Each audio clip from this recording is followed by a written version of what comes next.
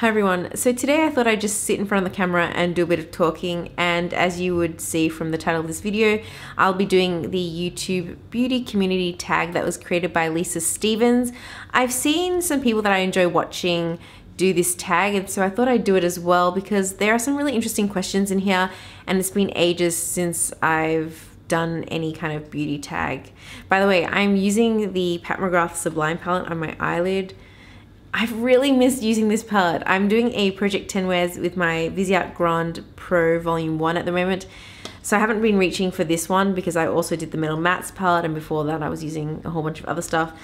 And I just really miss it, and I just love every look that I create out of it. Anyway, that was a bit of a tangent. I'm just gonna read the questions. So the first one is, 1, what are your favorite videos to watch? I did a get ready with me with my sister Belle, and we kind of went through our favorite videos to watch, although it was very haphazard because we hadn't written any notes.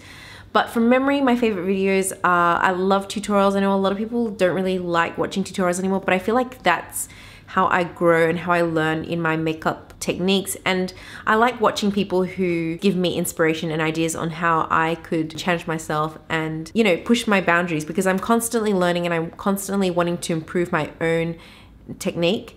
So I do really enjoy watching makeup tutorials. If I like a creator's personality and I think they've got a great sense of humor, or I just enjoy watching them for some reason or other, I pretty much will watch everything that they put out in terms of beauty content, even if I don't necessarily click on those usually. And what else did we say? The panning community type videos, because I think that keeps me grounded. It keeps me making sure that I'm using products that are in my existing collection and trying to use those up rather than buying all the time, because I feel like the past couple of years YouTube has turned into a place where it's pretty much pushing products all the time. So I'm really enjoying seeing people actually use their products, talking about how long it takes for them to use it, or even doing a low buy, no buy. I find that really interesting, even though for me, I probably wouldn't go as extreme as a no buy, which I have done before and it was a total fail.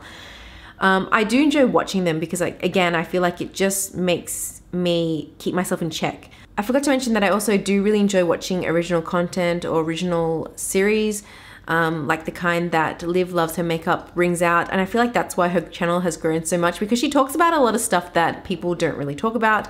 And I'm really liking that the beauty community is kind of heading in that direction, because, you know, you don't have to be the best person at putting on makeup. You can just be really good at talking about makeup and have really insightful opinions. And I just find that really enjoyable and entertaining. The second is, what are your favorite videos to film?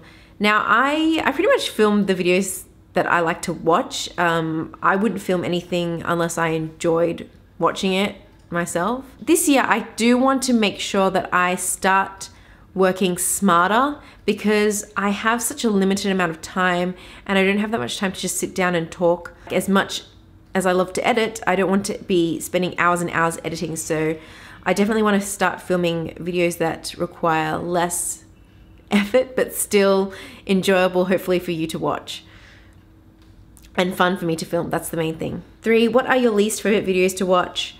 Again, in that video where I was doing a get ready with me with my sister, I did mention things like unboxings, whether it's PR unboxings, subscription unboxings. There's no value added to those videos for me personally, and I don't really watch vlogs or anything like that. Another thing that I really don't like to watch is videos with clickbait titles, things like brutally honest, the truth. I just feel like it's way too dramatic. Your truth is not the same as my truth. Brutally honest, you'd hope that everyone is brutally honest with their reviews. I don't like when videos do that, and I'm very unlikely to click on it because I don't want to propagate that. 4th question is, what is your favorite part of the beauty community? The people in it, the creators. You know, one thing I love about the beauty community is that you meet so many different people that you wouldn't necessarily meet in real life.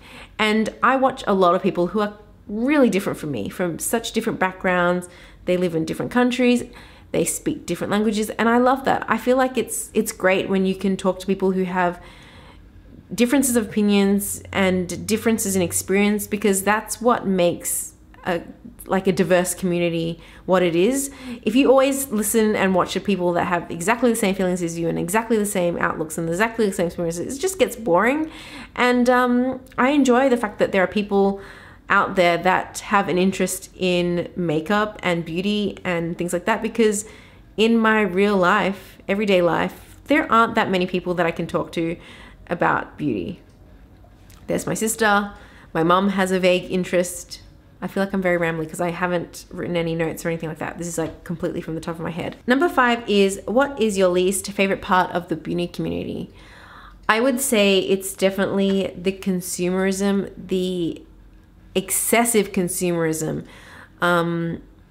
which is fine if you do your life, I'll do my life, but it's gotten to the point where people who don't make a living off YouTube have collections, or make a living off makeup, have collections that are just so incredibly maximalist. You gotta sit back and think, why do I have all this makeup? Is it because I'm trying to emulate my favorite YouTuber, or what it is? It's just, as much as I do love, collecting makeup and everything, I do want to use my makeup. I don't do YouTube as a job. Yes, I do freelance here and there. So maybe I can justify some of my spending, but I think it's gotten a little bit out of hand because the average consumer, well, at least what I see on YouTube, reading the comments and everything, people seem to have a lot more than they used to. I think that 2018, people will be stepping back a little bit, looking at their collection and really being a lot more, I guess, ruthless with what they do buy. I'm seeing that already. I'm seeing quite a few people say that they're going to low buy, and I think that's a good thing. Number 6 is, what motivated you to start your channel? What motivated me? I think my husband said to me, well, you should start a channel. Because I've always had a creative outlet. I used to have a Vimeo where I used to post ukulele covers. I think it's still up there if you want to Google it. I guess Tom said to me, why don't you just start this? I've got a camera. So I said, okay, I'll just do it. And then it just happened. But I have to say, when I first started it, because it's been I feel like it's almost been a year and a half since I started my YouTube channel. I wasn't very dedicated at all. I probably posted once a month. There was a point where I only posted once every 3 months. Now that I have kind of gotten more comfortable sitting in front of camera, I feel like I'm enjoying putting out content a little bit more, and so I have become more dedicated and consistent. I do try and get out 1 video a week, but yeah, that's kind of what motivated me, was just my husband saying, yeah, why don't you do this? So I did, and here we are. So next question is, who inspires you on YouTube? And I'd have to say there are so many people that do. In particular, I have really been inspired by a lot of the smaller channels who have grown quite a lot. Beauty News is one. I remember when they first started, they had such a small following. They put so much effort and work into their videos. It's actually really, really admirable. I think it is cool that people are getting more and more recognition. I love seeing their channels grow because there definitely is a market for it. People want to watch people who are really passionate about the content that they bring out. They want to see original content, and I think a lot of channels, the smaller channels, are doing that, and so I'm so excited to see these people grow. Number 8 is, number 1 thing you would change about the YouTube beauty community. I think I would change kind of the idea of having to do things a certain way, whether it is putting on makeup a certain way, or if you're a content creator, needing to have a certain setup. Because I think in the end of the day, we're all individuals and there isn't the perfect formula for every single person. It kind of takes away the originality of people. It takes away the individualism of someone. Going back to, not necessarily needing to have a certain setup, I think that a lot of people who want to start a channel feel like they need all this sort of stuff. But if you look at some of the smaller channels that have really grown, they started off with really crappy equipment. Some of them still do, and they still get views because they're interesting, they're entertaining, their content is interesting in the end of the day. So I think that we shouldn't be holding you know, people to such high standards, and we shouldn't be telling people that there's only one way to do something, because there are many ways to skin a cat. Is that the saying? It's a saying. Yeah, it's a saying. It's not a very nice saying, but it's a saying. Number 9 is number 1 advice for other creators, new people starting out a channel. Just start. I have some friends who actually wanted to start a channel, but people are like, oh, but you get all this hate comment and you get all this, you know, how will you deal with all these people? Maybe they want to stalk you, maybe they want to, you know, so definitely don't film somewhere where you can see a house address or something. You need to be somewhat resilient, okay? Because if you do let people get to you, your comments get to you, then it's probably not a great thing. I've had people leave terrible comments to me, and I've, you know, get annoyed for a little bit, but then I just block them and, you know, you just deal with it as it comes, because you can't foresee all the things that will come your way. Even like with equipment, you can upgrade it in future if you decide that you enjoy it and you want to take it to the next level, if your budget allows for it. I guess you just evolve as your channel evolves. Just like for me, I feel like my channel, when I looked at my first video, the content that I was creating back last year and the year before was very different from the content I'm creating now. I kind of wanted to create content that I felt people wanted to see without thinking about, what do I enjoy filming? What do I enjoy creating?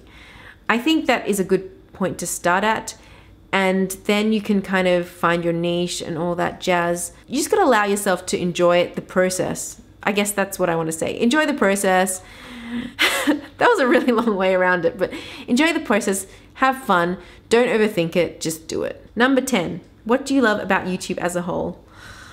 I love the fact that there is a YouTube, because I don't have a TV. YouTube is a massive source of entertainment for me.